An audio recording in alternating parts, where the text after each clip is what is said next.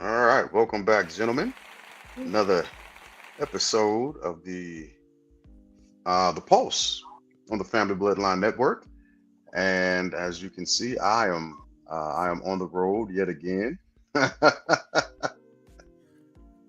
yet again. But we are Where you still at now? going to Arizona, out in Arizona. So yeah, just out here visiting my babies and friends and family and all the other good stuff. So I'll be out here until Saturday morning, and I fly back out early Saturday morning, out to Kansas City, and then back to Kentucky. So yeah, Cool. yeah. How are you all doing, Lynn? How are you? How's everything going down your way? Uh, can't complain. Just December business is always funny, but it's even more funny. We've had more health insurance opportunities pop up this month, Hmm. and we're 3 days in than all Yeah. year. What? Health insurance. Yes. Really? Yep. Wow. Okay. Thanks to Well, you that's know that's who. good. Yeah. Yeah. Yeah. Yeah. I was wondering about that. I Because now these remember. numbers, these Uh, numbers are real, and they are big. yeah. Yeah. They're hitting people, and folks are actually starting to see what we were talking about when we were actually scrubbing through the big beautiful bill and how it was going to eventually hit and affect people. And it doesn't seem real when when people are reading it, but when it actually touches the comes through, knocks at the front door, right? Then then it's a totally different thing. So that's an interesting correlation to say the least, just to say the Hmm. very Who least. knew? Who Yeah, knew?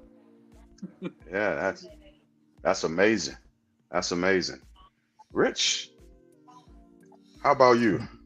I'm good. I am good. No new developments for you, just breezing through. Uh, Gotcha, I am. gotcha, I am gotcha, good. gotcha. Give me 1 second. All right. All right, so let's What's going on, then? go ahead. No, I was saying, what's going on then? All right, all right. Not much, Rich. So let's hop right into it.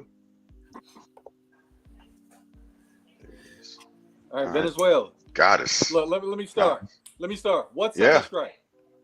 I don't know anything by about the all second means. strike. What's second strike? What do you say? What do you say? I don't know anything about a second strike. What What's second second strike? strike? Right out the gate, right? So Look, even leadership, even leadership before we at its get to a finest. second, yeah, yeah. So yeah, let's dig into that for a quick second. How, what is the purpose behind the strikes? Let me ask you all that. What do you all think, feel, and see the purpose behind the strikes are? I'll start with you on that one, Rich. Well, the president tells us it's about drugs coming to America, fentanyl. I think that's it. Mm, Uh, I thought fentanyl came from mm-hmm. Mexico, but maybe it's coming from Venezuela as well. I don't know. I didn't know. I guess I've been out of the game for so long. I didn't know. I don't know what fentanyl is. If it ain't crack cocaine or heroin, I'm lost. So, um, Okay. so they say it's for drugs. Other people say, including the conspiracy people, that American oil companies want the oil in Venezuela. I guess it's the largest. Is it the largest in the world? I don't Yep. know. Is it the largest in Latin America? Probably. I think it's the largest untapped Largest on. There we go. Thank you. in the world. Largest That's Untapped. what I think untapped. it is. Yes. Untapped. Untapped. Well, when you say untapped and you say oil, America's oil companies is coming for you. There we So go. I don't know if it's the drugs. Is it Well, it sounds like if I'm President Trump, I can say it's for the drugs. I can help my family become wealthier with long-term future cash flows with oil, while I'm still making friends with Saudi Arabia to let them know I still got their back.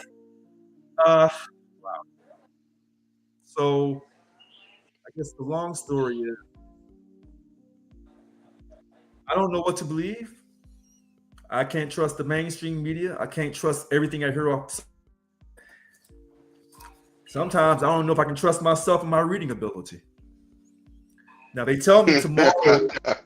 Don't trust.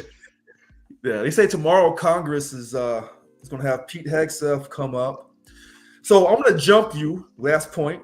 I'm going to jump you on this because I know you're Okay. coming with this. So I hear that there was a black man that was able to hold his job in the military, the four-star admiral in the Navy.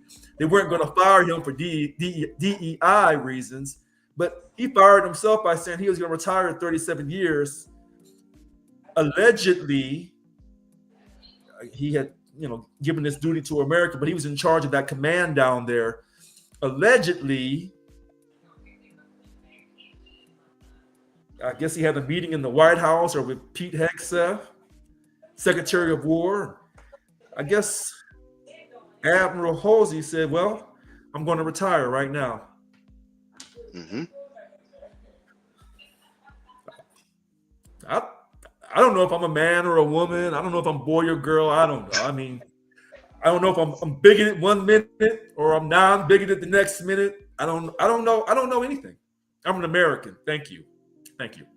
Well, that unfortunately, that last point sounds kind of like POTUS when it comes to certain types of things, right?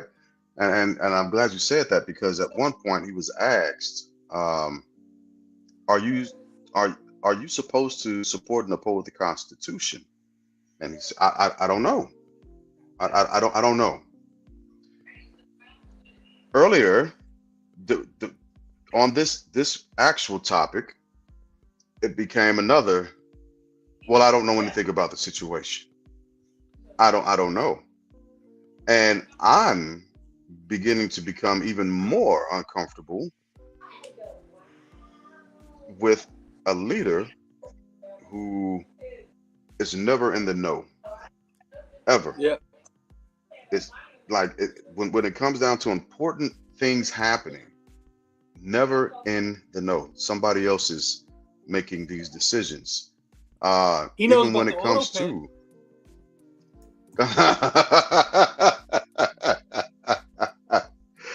yes, not only does he know about the auto pen, but he wants to erase everything that the auto pen touched from the previous administration. Not his administrations now, Right. mind you, but from the previous administration. Now, if that's legal or lawful, I'm not sure. I don't know if that's a thing outside of him sitting down behind the desk and writing another EO. But that's where he is with that. But pushing the conversation further, Lynn, where are you? Go ahead, Rich. I see you were about to chime in on this with Oh, something. I know. You know what? I know, and this is a tough topic for me, but I know the word that we're talking about tonight. The topic of this whole conversation about the Venezuela attacks and President Trump. There's a word. I'm sure Lynn knows it. I'm sure he'll say it and laugh about it. There's a legal word. And it's not recall. I don't recall. Not that one. There's another one. Recollect? Who? Recollect? No, there's another. It's two words, and it's a good one. In other words, if I was having problems out here in these streets, I say, well, Lynn, I got this company, and, it's just really bad. All things are happening, and you still out here in these streets wilding out. You say, okay, Richard, it's cool. I got you. No, you don't have to get me. I just want you to just hear me and not my lovely family and children. I have to go home now. Next thing I know, all my problems have gone away. And they say, Plausible well, deniability. there you go. But plausible? That's the key word to me, in my opinion, tonight. That's the word. But well, okay. Before we get there, because I'm glad you said that. I didn't. That part had not crossed my mind. But moving back to what we were talking about previously, Lynn, did you want to weigh in on what we were just talking about? Sure. So Yeah, why is he doing this? yeah, the why. Well, I'm gonna go with distraction Oh, for 500. okay. How about if I distract you from the stuff that I did do with some stuff that Mm, I might want to do or am Well, going to do? mm. is distraction a plausible deniability? Are they in the same family? Are they sister and They're brother, adjacent. Yeah, I husband would and put wife? them adjacent. Yeah, I would make them. Okay. They're neighbors. They're neighbors. Look, they're rural neighbors. They're far. They're kind of far apart, but they're neighbors. They're neighborly. Okay. Um, Okay. because this guy is always has to always be looking for something to get you off of the main thing. Because right I get now, you. the main thing that the people want to talk about is what? Epstein. Epstein. Yeah, yeah, That's the main thing that people want yeah. to talk about. But you know what? Here's the fun. They don't want But to here's talk the about. no. The funny thing is, Go ahead. this time it's the Democrats that's trying to hang him out to dry on this issue because they think they've caught him. They think they can force Hexep to resign. They think maybe they can try to go after Trump for some type of violation because Congress never declared a war on Venezuela. But President Trump is saying he didn't declare war on Venezuela. He's doing the same tactics that President Obama did. So it's just back and Yeah. forth. He's trying war on drugs. Semantics there. It's a war Okay. on drugs, Okay. not a war on Okay. Venezuela. Okay. Okay. That's the card he's trying to pull. Yeah, that's a good one. War on drugs. Yeah. That's what Nixon So, said. yeah, And Reagan, actually. And Reagan. Mm-hmm. this is true. So I'm glad you brought that up also. With the war, right? We know that Congress actually has to declare us at war to be in a war. And with these strikes happening, how and I heard some of the phrases that you all were throwing out there and the quote unquote intersectionality, which is what people like to use today. But if we're not at war with the, this country, then uh, why are we closing off airspace and why are we targeting boats? Not just targeting boats, but even pushing to double tap survivors. Why are we doing that if we're not at war? Lynn, I'll start with you on that one.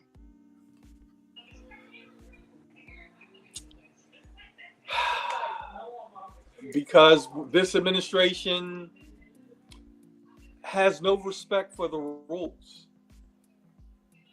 in my opinion. The rules Hmm. are plainly stated. They're laid out.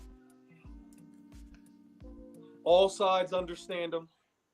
And time again, we just see this administration take a tactic where they're just going to do what they want to do, not follow the procedures, um, and just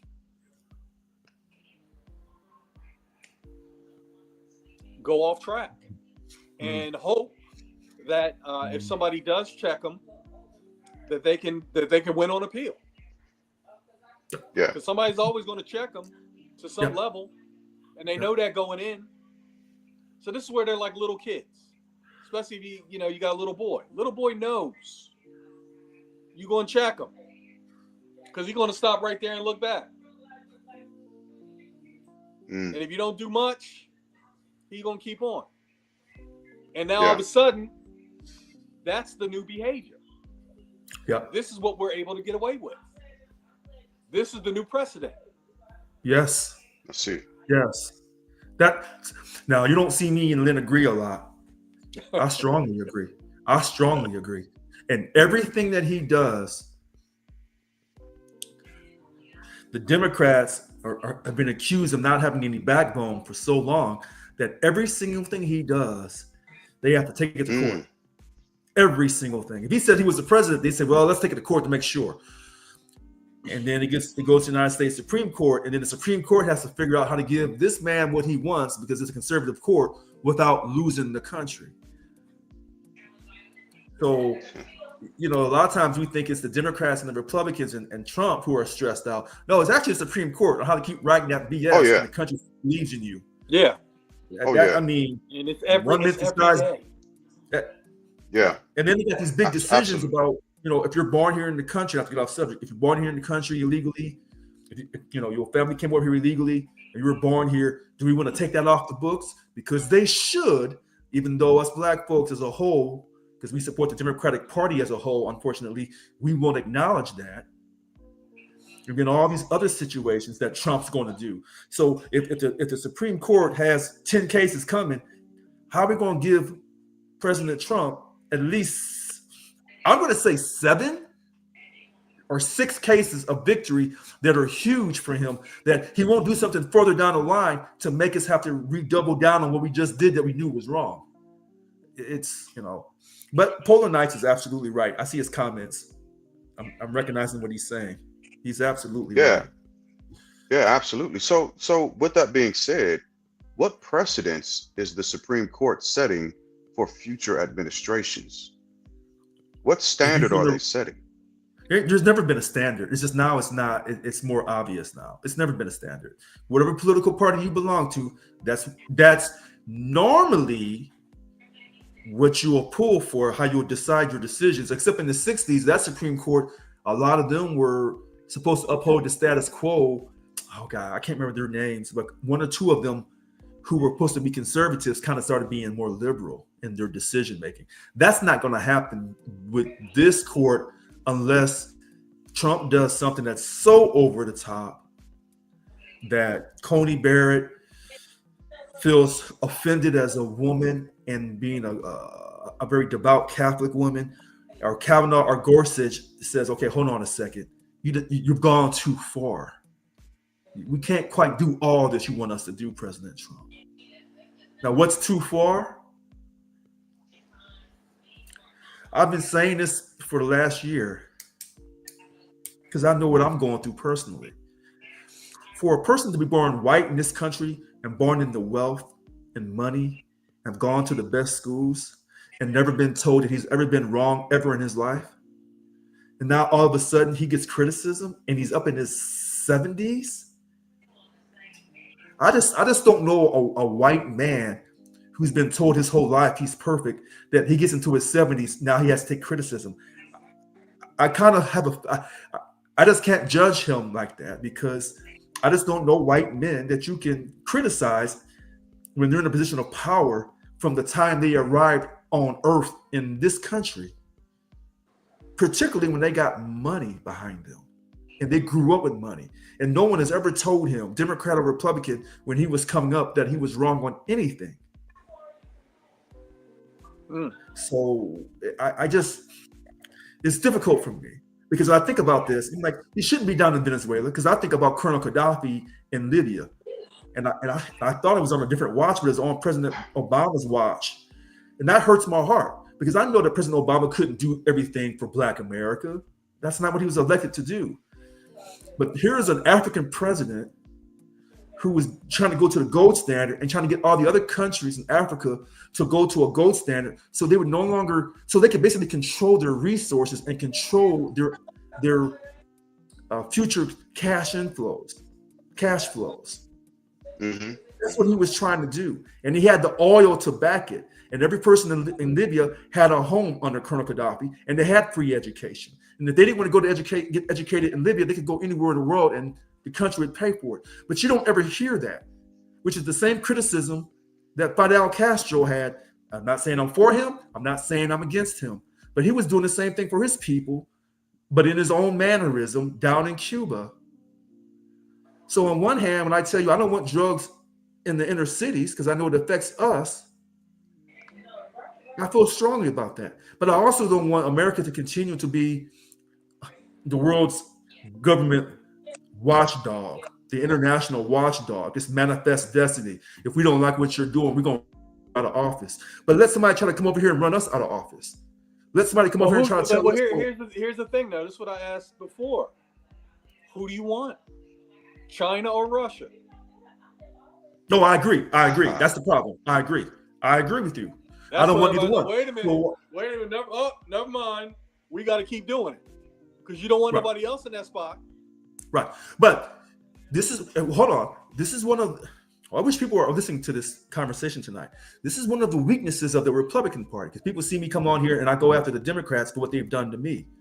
One of the weaknesses in the Republican Party, you have some Republicans that say, America first, we don't care what the rest of the world is doing. We can create enough jobs here. We got enough wealth here to get it done.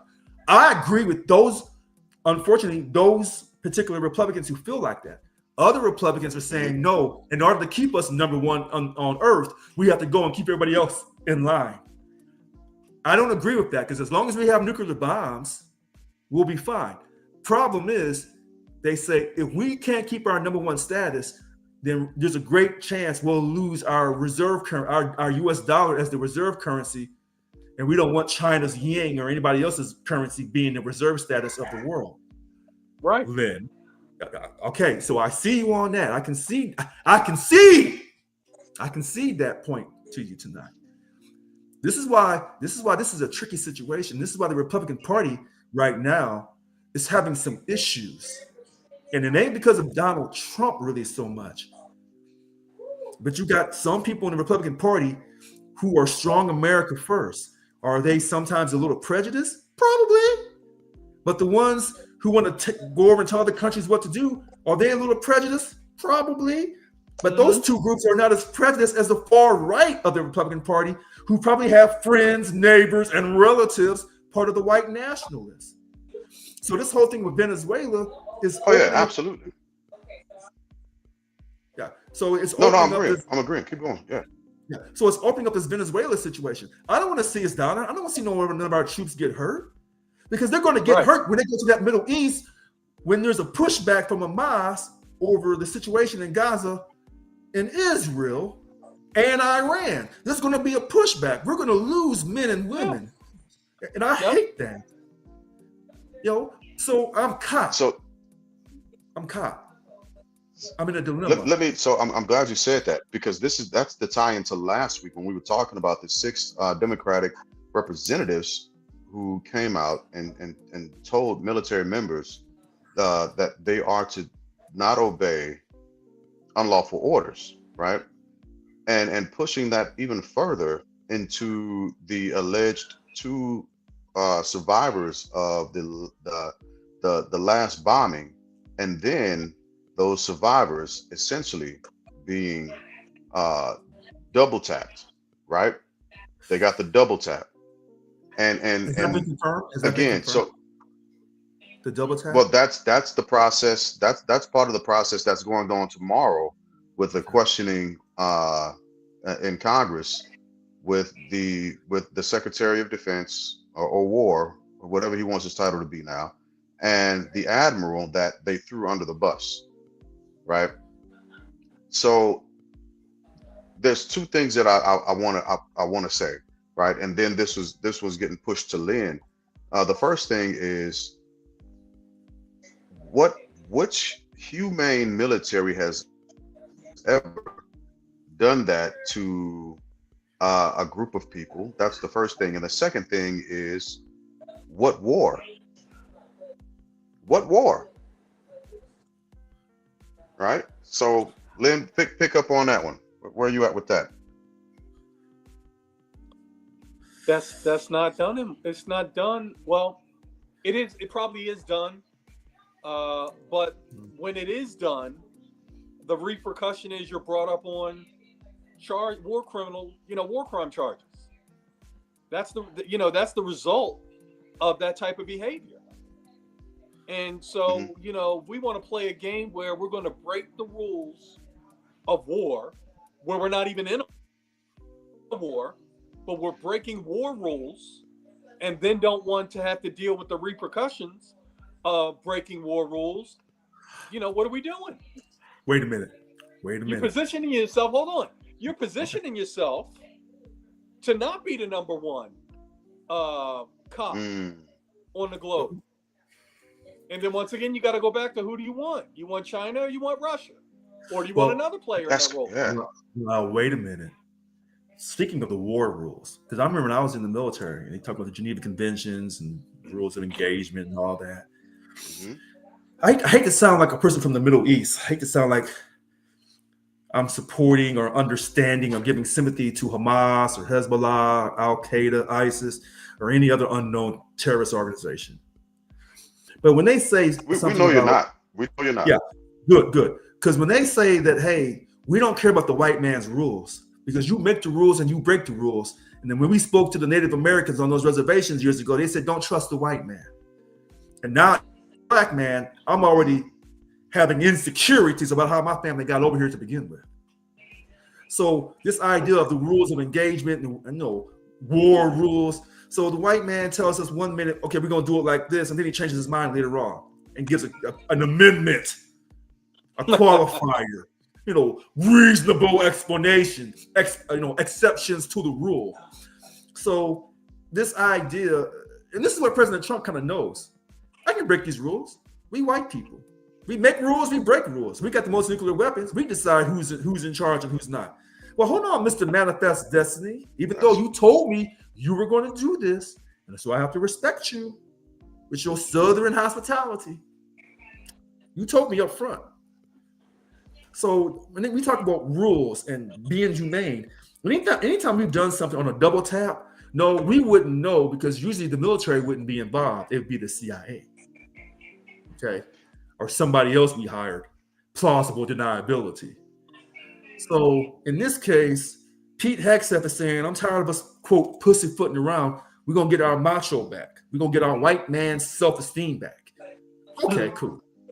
So you say this, and President Trump's like, yeah, that's why I brought you on here, because you're young and you full of testosterone. You ready to rock and roll. So you throw 6 bombs. Maybe you should have threw only 2, but you throw 6 anyway. 4 extra. Take it to the Supreme Court. Well, for national security interests, well, President Trump's right. Now, President Trump, don't do that again. Okay. That's how this is going to turn out. And I don't disagree with you totally on that at all. But the Secretary of War or Defense, aren't they still subject to UCMJ? No, the Secretary of Defense, the Secretary of War, Pete Hegseth, I don't think he is. The Admiral and those military leaders, those generals and admirals, unfortunately, they're in a tough situation. Because listen, they can say, well, listen, that's unlawful, sir. We cannot do that. And then President Trump said, well, get your ass up out of here. Okay, I'll go on to retire. Bye. I didn't like you anyway. I'm surprised that Black Admiral, to this day, I'm still surprised he didn't get fired off top the minute President Trump walked into office. I'm stunned. Because he was trying to fire all the mother. He was making his way to him. Okay, fair enough. Yeah. But if you're a military general or admiral, and they tell you, hey, this is what we're doing, you're supposed to follow lawful orders. But with President Trump, what's lawful and what's not? He's the top dog. If he says it's lawful, you say, well, no, it's not. Here it is right here. Well, did you put that in writing? Did you not verbal? Did you put that in writing and say, here, Secretary Hegseth, you're my boss, and the top boss is President Trump. This is wrong, and here's the information, and I'm giving you a memo. So when I do this, if they say, well, we'll bring you up on the UCMJ, we're going to court-martial you, say, no.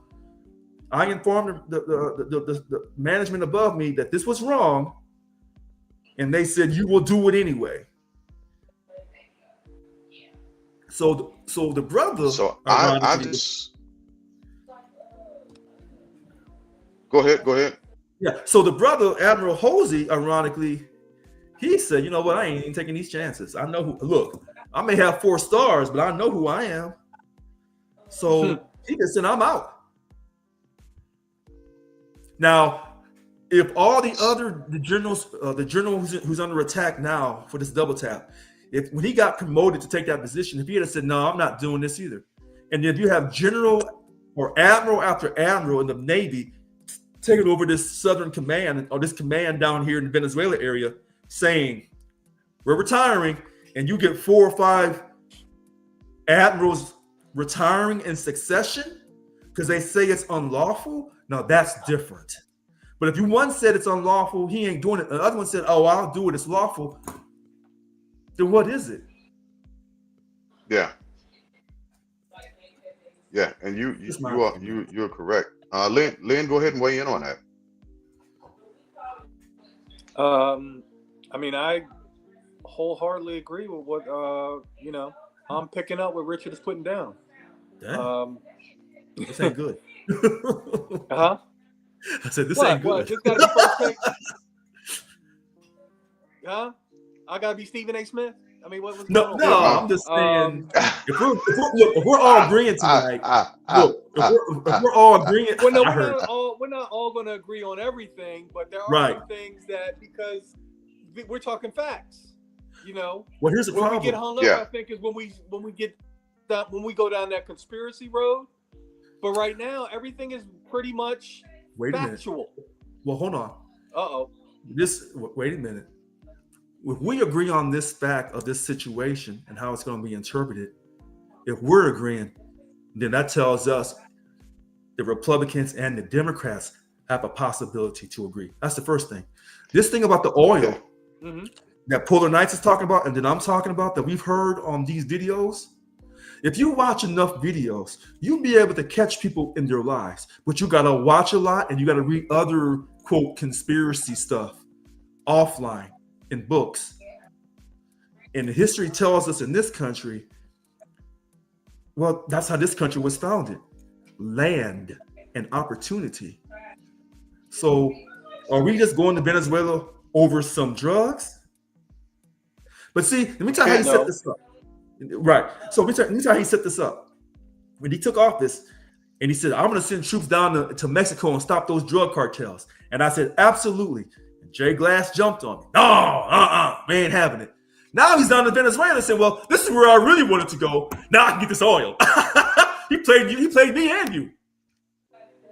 Yeah, and so just to touch on something that you were just saying, because this is one of the few issues within since January, that both the Republicans and Democrats are outwardly, minus a few. Every now and again, you get somebody who's pushing back hard because they're a true loyalist. But the Democrats and the Republicans are seriously scrutinizing these actions. So you do have bipartisanship that is looking at this and saying that this is an issue for not just America, but specifically and in particular our service members.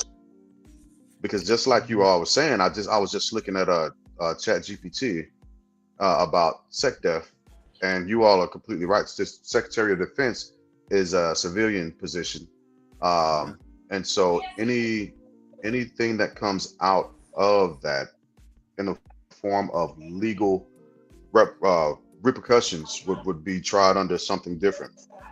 But the admiral and the military members under that admiral's command are in jeopardy of being punished under UCMJ. So, quick question. Yeah. That the UCMJ. Mm-hmm.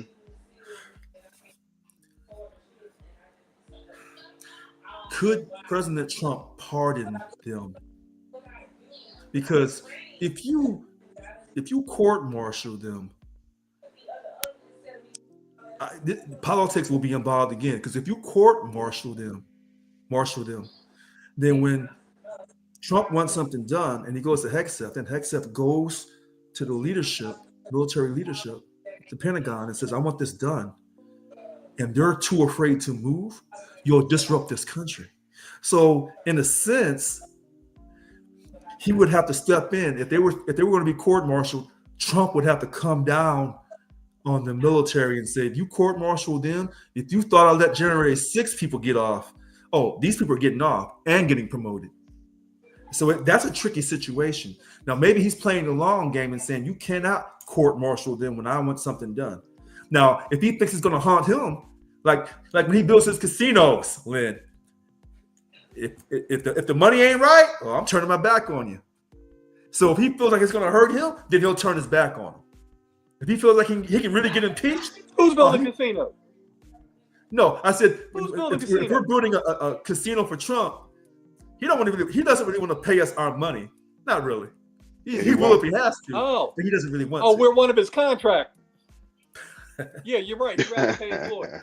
Legal or illegal, it doesn't matter how we get here, as long as we're doing this work. Right. So, but he'll protect the admiral for doing his job, unless it's going to cause him to get impeached, and then he would turn his back on him. Len, what do you think about that? Because that's a great question. I do need to check and see if there's a president, if the president if the president can pardon if the president can pardon someone who's being hit by UCMJ. And I'm sorry, I can turn down these lights. I'm sorry. Go ahead. without because doing I'm not sure. Without doing a lot of research, I'm gonna let my logic kind of prevail here. I would think that the commander-in-chief is able to step in and pardon military offenders, military criminals, convicted military felons, so to speak. Because, you know, as the president, that's a civilian hat, he's able to do it. As commander-in-chief, that's his military hat. I don't see who could stop him from doing. I would think he has the power to do it more so with the military than in the civilian world. Yeah. He has less hurdles to clear in the military world than he would in the civilian world. Okay, that's why so my question to you, my question to you, Lynn, on that part would be, what does that do to and for military members if they see that happen? Well, initially it gives you pause, but then when you see it play out, it's almost like mob life, right? You go in there, you do your time, you shut up, and then like Rich is talking about, not only do you come out clean as a whistle, but then you come out clean as a whistle and then get promoted to a cushy, earning. Wait a minute. So you're basically saying what happens to military cohesion, our war readiness that President Trump wants to bring up? No, in the near that's term, part of it. That's part of it, right? It's bad. In the near term, I think it's bad.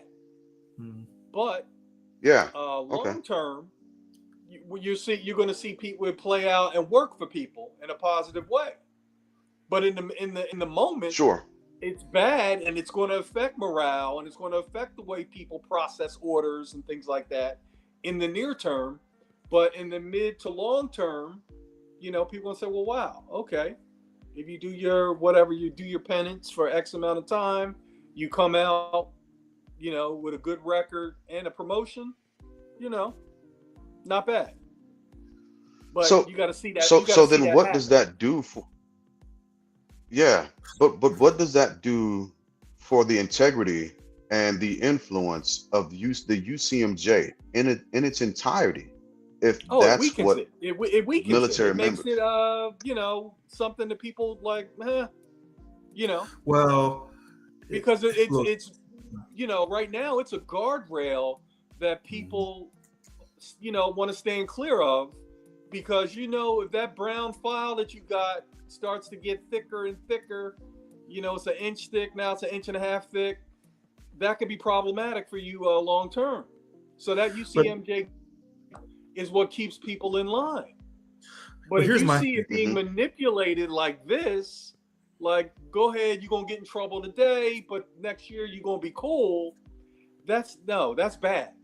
For me, ultimately, it's bad, because then it's a rule that I don't respect. And if an organization has rules you don't respect, then you have less respect for that organization. So I think it knocks the military down a couple pegs. Here's what I would say. When I served, to the best of my knowledge, in the Air Force, I want to say probably 65 to 70% of the people I served with were Republican. Hmm. We never talked about it because the military is supposed to be neutral when it comes to politics. Force is 65 to 70% Republican. Now maybe I'm wrong. Maybe it's a 50-50 split. So what I'm trying to say is the Army and military tries to stay neutral because we take orders from Democrat and Republican. It doesn't matter who wins the election. We're taking the orders from you. So with the UCMJ, if a military person gets out of hand, it was he or she doing something on their own accord. It wasn't really coming from someone above them giving them unlawful orders, particularly when it comes from the White House and it trickles down because you know his mindset. So I think the UCMJ, if someone was going to be court-martialed, I think the people would sit in on that trial, those military judges, they would get a lot of pressure. Now, would they get as much pressure as Congressman Marjorie Taylor Greene? I think it'd be worse. Well, I agree. I think it'd be worse because, as Lynn stated out, the commander in chief has more teeth when it comes to dealing with military members, especially if they're dealing with military members directly, right? You know, there's a such thing as there's a such thing called as a GOMAR, a general letter of reprimand that can, and there's several different types, but there's a GOMAR that can follow you around, right? If a general, a brigadier general or above writes you a letter that is disheartening or it doesn't favor you, right? That can hurt your career in the long run. If the commander in chief does the same thing, writes a presidential acknowledgement or a general letter of reprimand coming from the commander in chief, that's a career destroyer.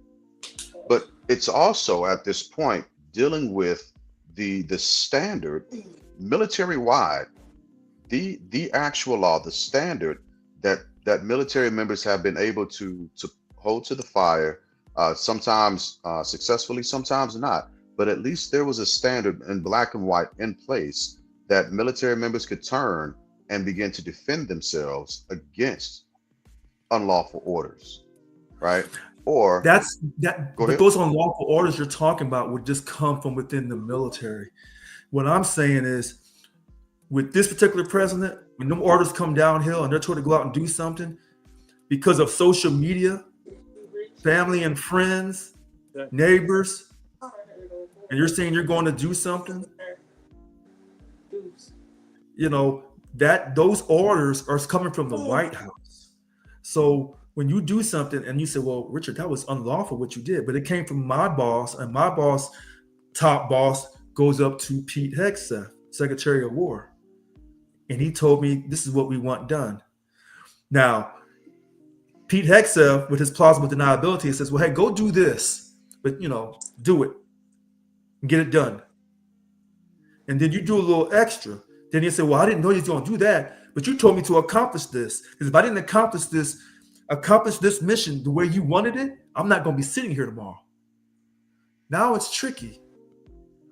And Pete Hegseth, as long as you can make America look good and get that oil, hey, that's the name of, that's the foundation of America. Capitalism. Yeah. And capitalism. I don't disagree with the reason behind the drive to do this. What you all have made me think about tonight is the bigger picture and the influence of how these things could actually begin to shape the military in a horrible way, right? That quick flash to bang of the president saying, yep, that admiral, those were unlawful orders. Technically, yeah. But you know what? I'm going to do away with that. Because that's going to get down to the lowest service member in the military. And that's what they actually have to begin to look at. And now we become a lawless military, especially if we become an invading force, right? He made the comment several hours ago that we're it's airstrikes right now, but I'm not taking land strikes off the table. But America in has always been Venezuela. an invading force. Look. No, We, I don't disagree with that. I don't disagree with that. What I'm saying is, even with us being that type of force, right, an invading force, there were certain checks and balances, even when it comes to 9/11 or weapons of mass destruction. There were still different checks that had to be looked at and maneuvered around properly in order for us to actually become an invading force. At this point, right, with what you're saying, let's say again, there is a presidential or a commander in chief relief given to the admiral who did the double tap, who committed to the double tap, gave the orders to the double tap to the military members in that specific area, and lawlessness reigns supreme. Well, we become an invading force that has no laws. we never had laws. There is No, we have laws on. UCMJ. Well, no. We have laws on the books, right? Yeah, we had laws on the books when the quote enslaved Africans received their freedom after the Civil War, and look what happened. So one minute you're saying, we ain't really free. Now the next minute you said we have laws. So wait a minute. If you're telling me long term, 25, 30 years from now, that a president could declare martial law and use the military to regulate all 50 states and its territories through martial law, and that the military would carry it out even though it was unlawful, if that is what you're worried about, well, that sounds like a conspiracy. But see, I'm already ahead of you. And I'll let Lynn hop in here in a second because I see his mind moving. But what I'm saying is, if we become a military, and we are the most lethal military in the world, but if we become a military that removes all the safeguards that don't only protect the service members but also protects other countries, at that point, we're in a bad way, because now we don't have any moral footing in the military at this point. Lynn, I'll kick that over to you. Well, yeah, this is what I was talking about before. That's why that guardrail is so important and so critical, and we don't want to lose respect for it. So, you got to be real careful with balance, I guess is the word I'm looking for, with regard to making sure that that stays in place, that we do behave like we know what the rules are and we follow the rules as a rule, and sure, will there be exceptions made? Yeah, but when you live in a world where people know what the rules are and the exception is possible, but probably not going to happen, people still behave like there's, no exceptions. Versus, oh yeah, we make exceptions all the time. And then that's where you have a reduction in respect for uniform code of military justice. That's where the respect starts to tumble. And then, like you were saying, it trickles all the way down to the E1s. Yeah. E1s are sitting there like, what are they going to do? Like little kids. What are they going to do to us? What, are they going to kill us? No, they ain't going to do nothing. And they can't lock us all up. Then you start having that kind of mentality, and then you're lost. You're lost. So you got to keep that. You got to keep that that rule, that discipline tight at the very top, so it doesn't trickle down to the rank and file and end up in a place where there's little to no respect for it. I have a different outlook.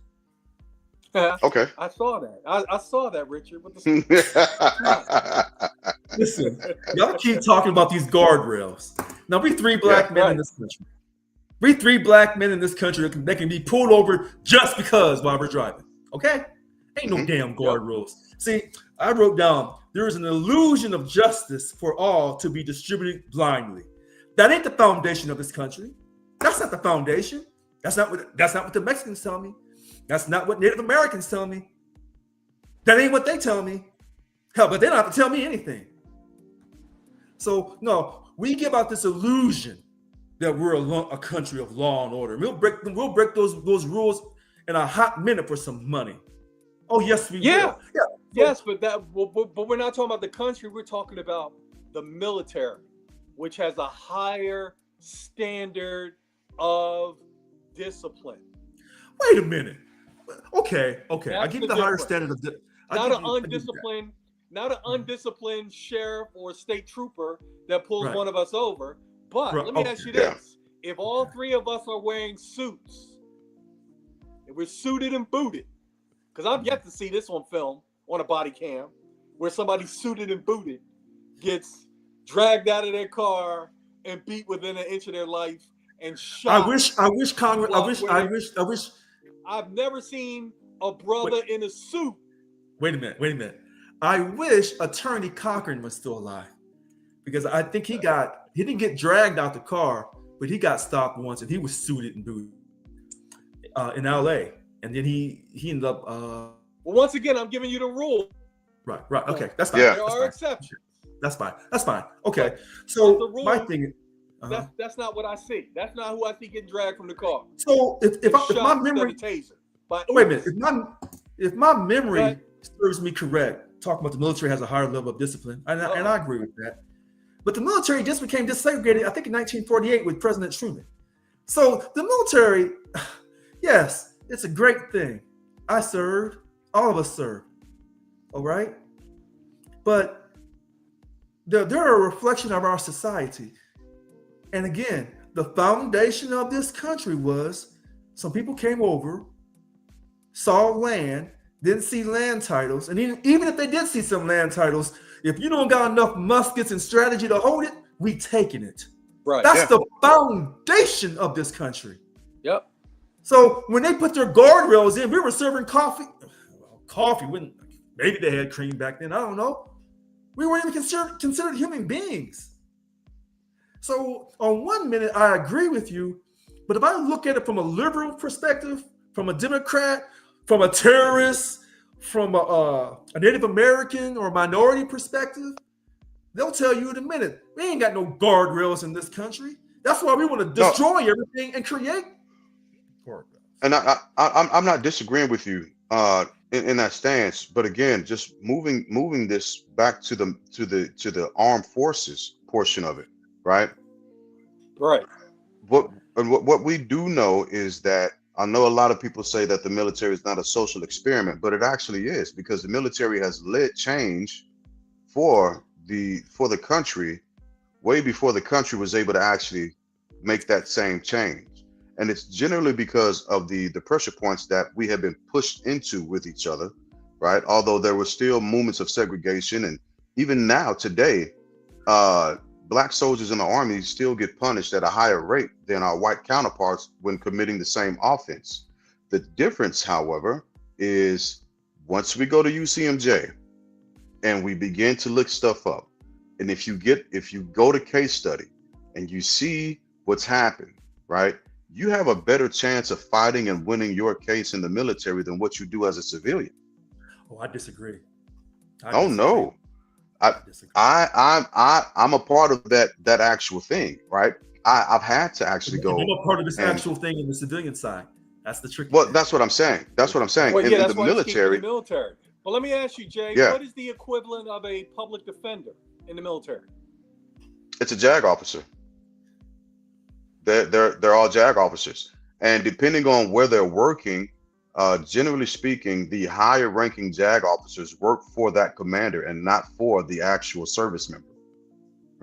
That's another tricky part. So the service member has to actually go to a JAG office outside of their command to get that type of representation, that representative to actually assist them in their case. I was under an investigation. I don't know why I can hear them well, but I was under 3 investigations at one time, right? And a friend of mine, he was actually my general's JAG, and I talked to him, and he told me, he said, James, you can ask me these questions, and as a friend, I'll give you what I think, right? He said, but I can't give you any professional assistance as a soldier because I have to investigate you for the general. And I said, oh, got it. So what should I do? He said, you need to go and call the JAG office over here in this other area so that we can liaise with them and get it figured out. He was like, now there's case study that actually helps your case a lot. He's like, I know you, so I know what the actual outcome is going to be for you.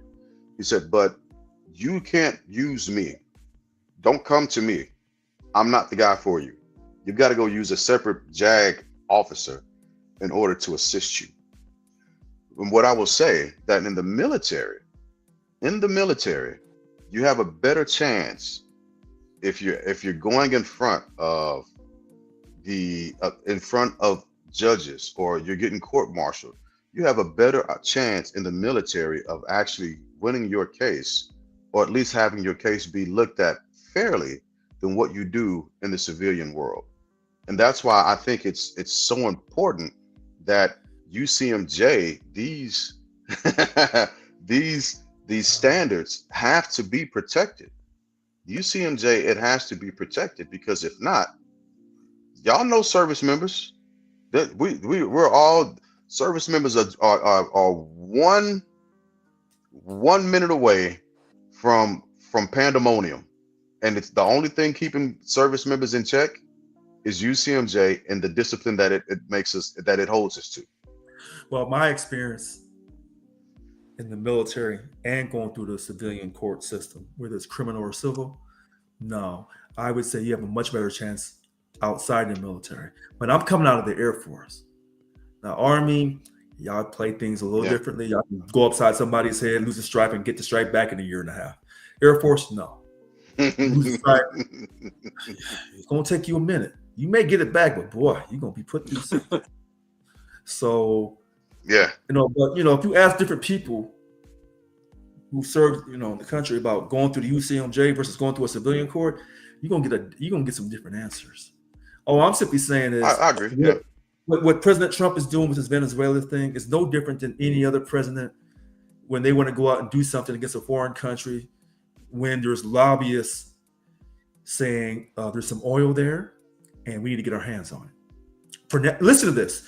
Not only for money purposes, but for national security, to keep America number one. It's a national security interest. So not only is Trump coming for Venezuela for the oil companies, the CIA saying, yeah, you do this and we'll take care of the rest of it. For national security, to keep America number one. So our dollar will be the revered currency, reserve currency, regardless of what China does, regardless of how much they can produce. We will keep our U.S. dollar as the reserve currency, and therefore that's going to support our nuclear weapons. That we will always be number one. Even if half our turns white, we're gonna still run it. That's what President Trump is really trying to keep going. The country is going to turn non-white halfway through by 2055. But does America lose its power? And so when you talk about, Lynn, about the conspiracies and all this, all the conspiracy readers will tell you every empire is between 240 and 260. But they leave out the one part about Rome having two, the Roman Republic and the Roman Empire. They had two periods, about 240, 260 years. Now, are we going to go into our new period? Oh, I don't know.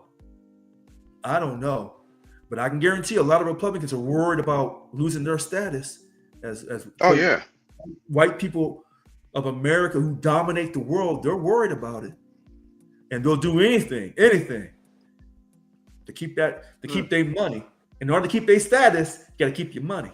In order to keep your money, you got to keep your weaponry, your nuclear weapons up.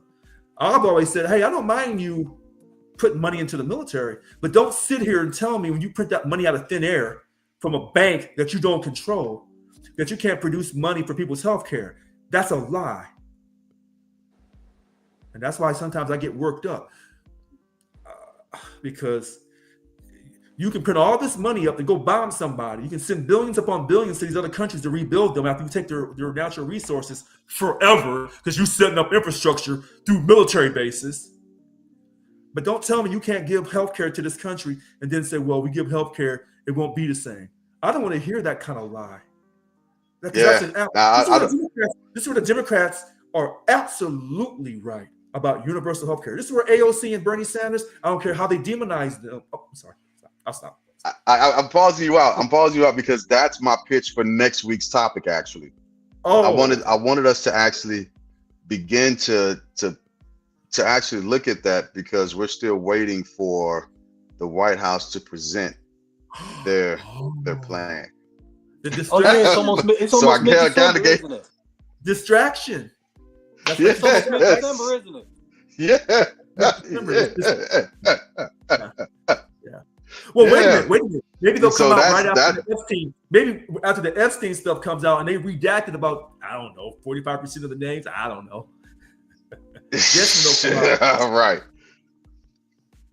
But yeah, That's a that's great point. that because that's what I wanted to. Yeah, I wanted to start touching on that next week, and I was waiting to see if there are going to be any new developments between now and then. Because yes, we're mid December, and we don't see anything just yet. So, Lynn, you got anything? You got anything to weigh in on? I'm about to get us around the horn. I got to make another run tonight to go see one of my buddies from the army since I'm Okay. out here in Arizona. All right. So, but let's let me there we are. I'm on my iPad. This OS is different than the OS that I use when I'm at home.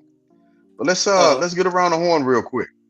Let's get around the horn real quick. I won't be first. We know that. Lynn, Yeah. going around the horn. You Okay. are up I'm gonna keep first. it. I'm gonna keep it.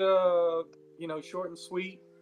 Um, I tell you, the more things change, the more they stay the same. And Mm, it's incumbent upon us to use our large mind and consider all of the information from multiple sources. Um, you know, Conspiracy theories are funny to me, but they also do have some value because conspiracy theories allow us to open up our mind to more possibilities. Like it's just, things are just not cut and dry. There could be another agenda. There could be an oil agenda. There could be yeah. a crypto agenda. There could be, Mm. open up your mind to more possibilities. I believe allows you to think bigger about these events and keep you sharper. So, with that being said, I see the events of the last few days as distractions, Hmm. but also there's some stuff that we need to get to the bottom of, so that Mm, we can have a clear path forward. And that's that's good. it. That's what I got. Yeah. Man, I'm glad you said that. The more things change, the more they stay the same. Because yeah, you are spot on with that. You are spot on with that. Rich. So I'll be short and quick. Speaking of the conspiracies, it's just a matter of time before the U.S. government truly acknowledges our relationship with UFOs and aliens. It's just a matter of time. I thought it'd be 50 years from now.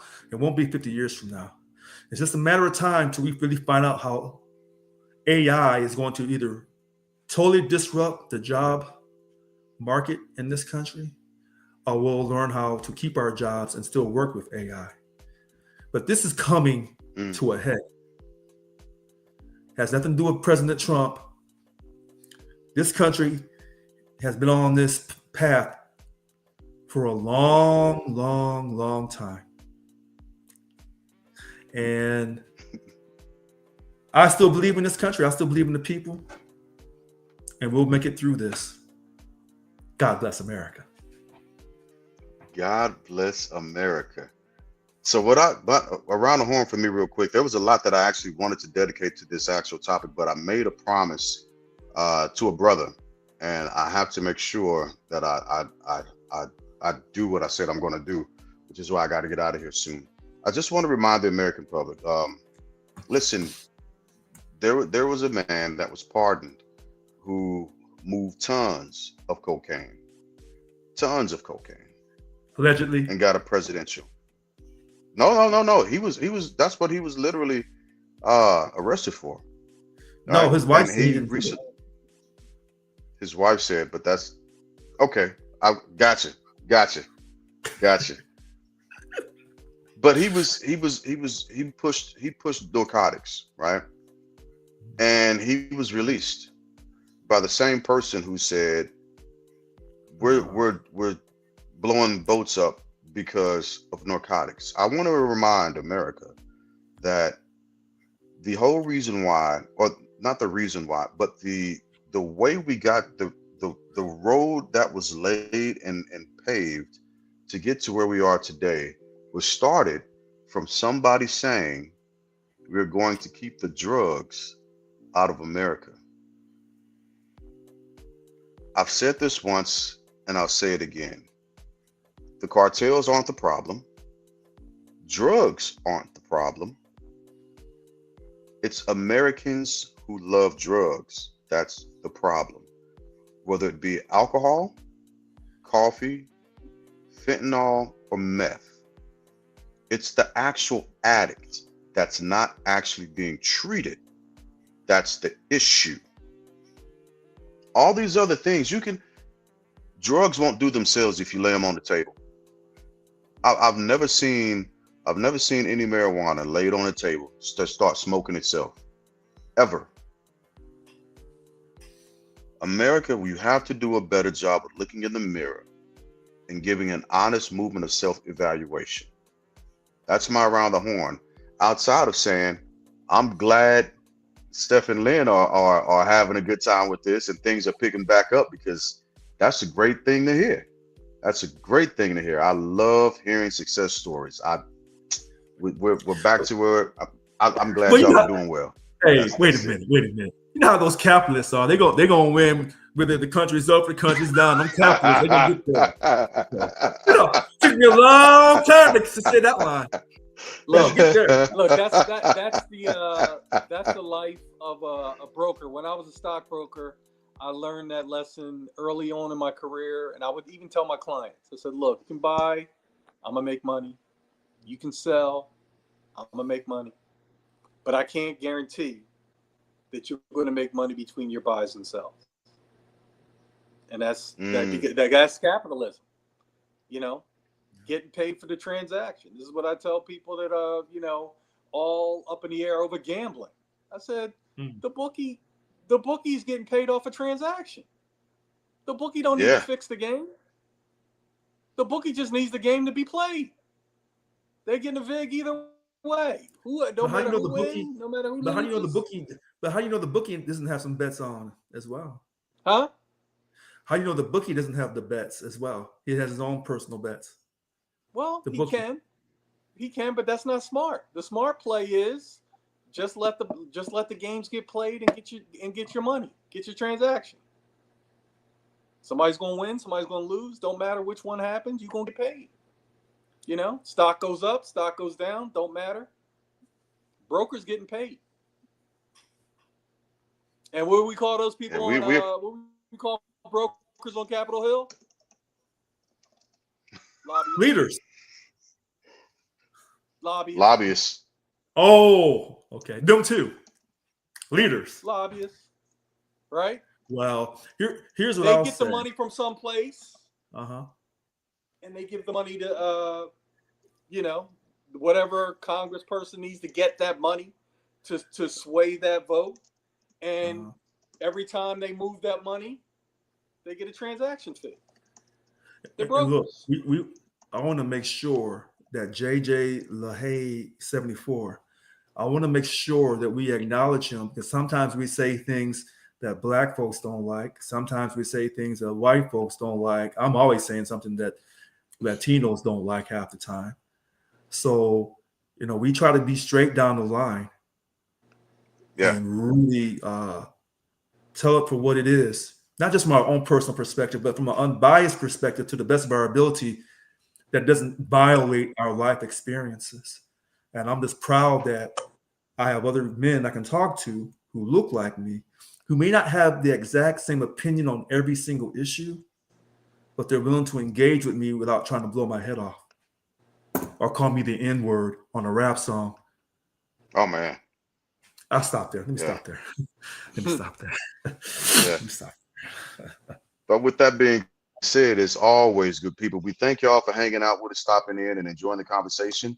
Do us a solid like and subscribe on YouTube. Hit that bell notification so that you are all notified when we go live and when we push out more content. So as always, thank you all for coming out.